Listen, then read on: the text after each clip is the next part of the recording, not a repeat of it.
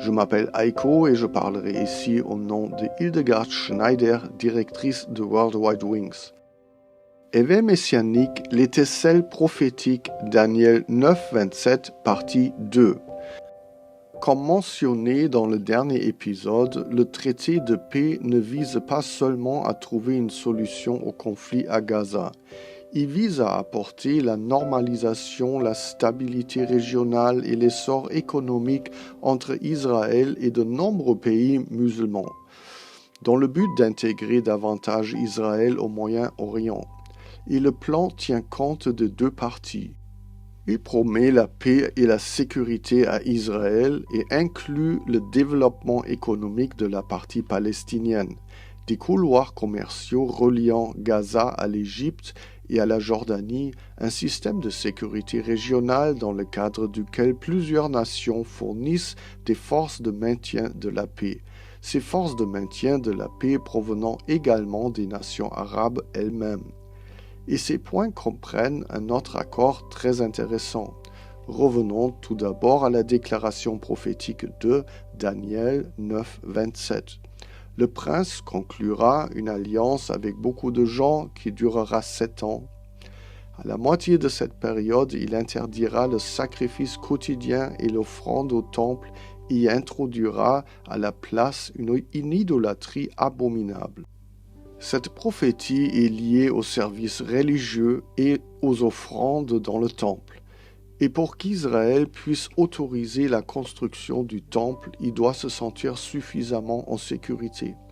Pour cela, il a besoin d'un accord de paix qui garantisse également l'acceptation régionale d'Israël. Et c'est exactement l'objet de l'accord de paix. Même s'il s'avérait que l'accord de paix actuel ne correspondait pas à la déclaration de Daniel 9, 27, il n'en reste pas moins qu'il correspond parfaitement au modèle et qui pourrait à tout moment être adopté à un plan de paix de 7 ans qui sera utilisé par l'Antéchrist. Ce plan de paix jette également les bases nécessaires à l'invasion iranienne et turque en Israël. Et c'est là que Ézéchiel 18:11 entre en jeu.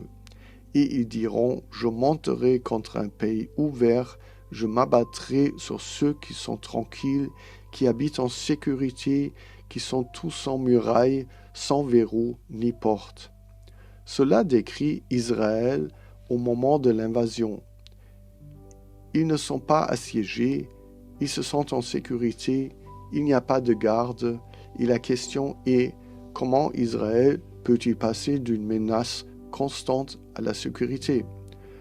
Accord de paix, acceptation régionale, prospérité économique, garantie internationale, c'est exactement ce que contient le plan de paix actuel. Et dans le passé, Kushner a déclaré que pour parvenir à une paix stable entre les Palestiniens et Israël, Israël devait réduire ses barrières de sécurité, en particulier la barrière de sécurité entre Israël et la Cisjordanie. Des frontières ouvertes doivent être créées exactement comme décrit dans Ézéchiel 18:11. Le plan de paix comprend également le point suivant, extrêmement important. Un processus de dialogue interreligieux fondé sur les valeurs de tolérance et de coexistence pacifique sera mis en place afin d'essayer de changer les mentalités et les discours des Palestiniens et des Israéliens en soulignant les avantages que peut apporter la paix.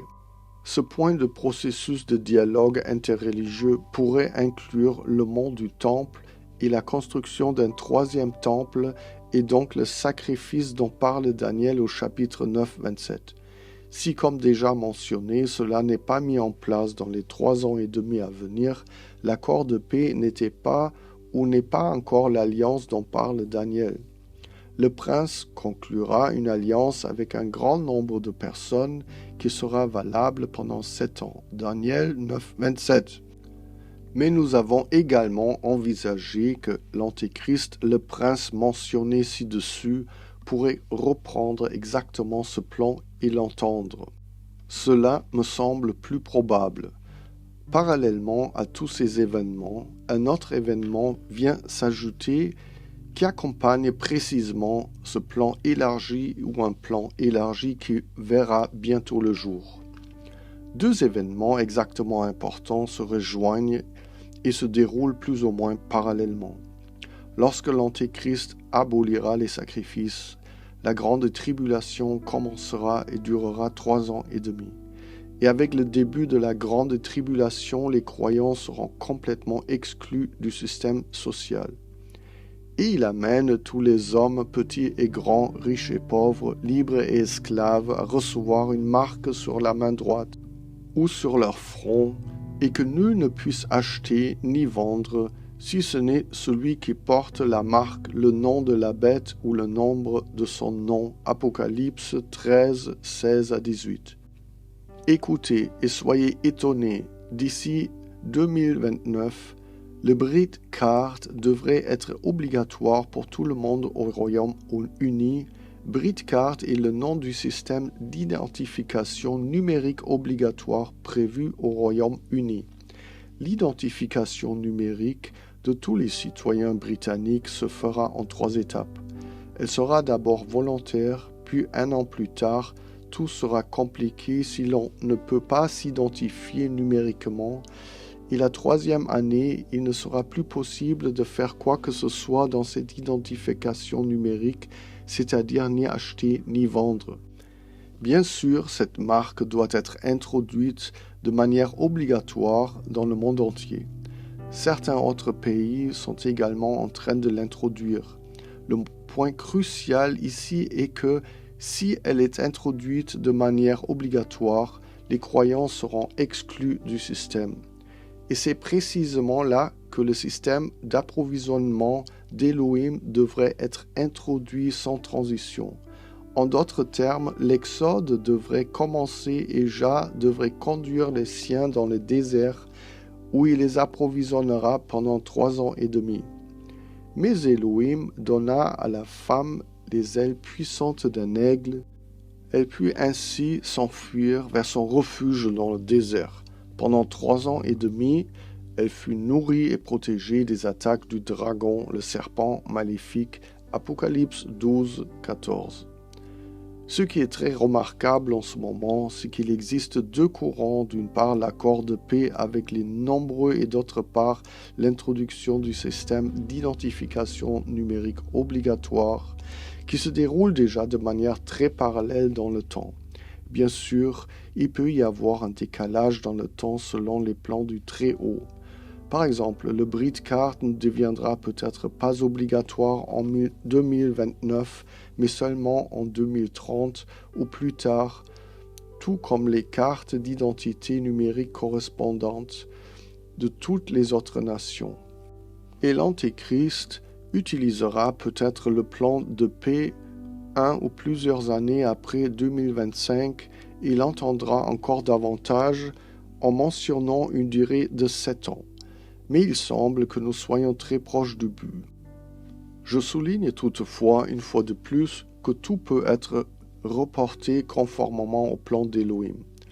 Je me souviens d'un autre exemple où l'on affirmait que le système monétaire numérique sera introduit d'ici telle ou telle date, et j'ai toujours répondu que si Jah le permettait, cela pouvait encore prendre du temps, et c'est ce qui s'est passé et ce qui se passe encore.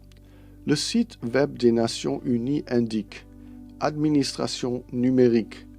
L'agenda 2030 pour le développement durable et les objectifs du développement durable ODD ont reconnu que la diffusion des technologies de l'information et de la communication TIC et la mise en réseau mondial offraient un potentiel considérable pour accélérer le progrès humain, combler le fossé numérique et développer des sociétés du savoir. Les gouvernements du monde entier sont désormais conscients de l'importance des TIC et de l'administration numérique pour le développement et la transformation des services publics. Il est ici question de l'agenda 2030. Et certains affirment que la période de tribulation de 7 ans doit commencer lors d'une année sabbatique qui a lieu tous les 7 ans. La prochaine année sabbatique, année du repos, commence dans l'année juive 5789, ce qui correspond à l'année civile grégorienne 2028 à 2029. Elle commence le 20 septembre 2028 et se termine le 9 septembre 2029. Nous ne voulons pas spéculer ici, mais je voudrais montrer comment nous nous dirigeons vers certaines évolutions. Il est important d'observer tout, de se préparer et de prier. J'ai déjà commencé à prier pour que Yeshua me guide à travers les 7 dernières années de cette époque. Je crois beaucoup à la prière anticipée. De nombreuses années avant d'entrer dans la ménopause, j'ai prié pour qu'il me fasse la grâce de ne pas avoir des symptômes. Et écoutez bien, je n'ai eu pas une seule bouffe de chaleur. Parfois j'avais du mal à m'endormir, c'est tout. Et nous devons savoir que pendant les 3 dernières années et demie, la ville sainte sera foulée aux pieds. Jérusalem sera la première ville où siégera l'Antéchrist, celle qui l'attaquera directement. Et on me donna un roseau semblable à une verge en disant « Lève-toi et mesure le temple de Dieu, l'autel et ceux qui y adorent. Mais laisse de côté le parvis extérieur du temple, ne le mesure pas, car il a été donné aux nations. Et elles fouleront aux pieds la ville sainte pendant 42 mois. » Apocalypse 11, 1 à 2. Et dans Daniel 9, 26, nous lisons que la guerre régnera jusqu'à la fin. Le peuple d'un prince qui viendra détruira la ville et le sanctuaire. Il trouvera sa fin dans le déluge. Jusqu'à la fin, la guerre et la désolation régneront comme cela a été décidé depuis longtemps. Mais le grand miracle sera que Elohim rendra les siens invisibles, les préservera et les protégera dans un monde de contrôle absolu, dans le désert des nations. Cela mérite réflexion. C'est un miracle aussi grand que la division de la mer Rouge lors du premier Exode. Vous pouvez aider à diffuser le message en laissant un j'aime et en vous abonnant à la chaîne. Merci beaucoup. Que Dieu vous bénisse tous abondamment.